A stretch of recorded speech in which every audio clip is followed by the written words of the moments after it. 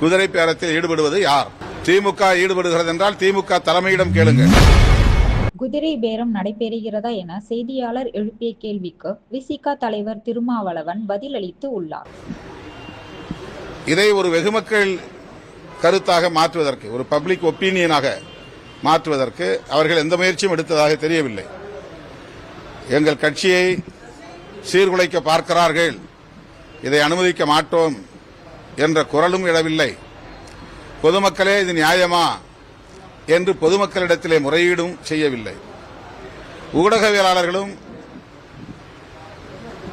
அதிமுக தலைமையை பார்த்து எழுப்ப வேண்டிய கேள்வியை எழுப்பாமல், அல்லது குதிரை பேரம் செய்வதாக குற்றம் சாட்டப்படும் கட்சிகளிடத்திலே, கட்சிகளின் தலைவர்களிடத்திலே கேள்வி எழுப்பாமல், இடையிலே இருக்கக்கூடிய எங்களை போன்றவர்களிடத்தில் கேள்வி எழுப்புவதால் எந்த பயனும் இல்லை.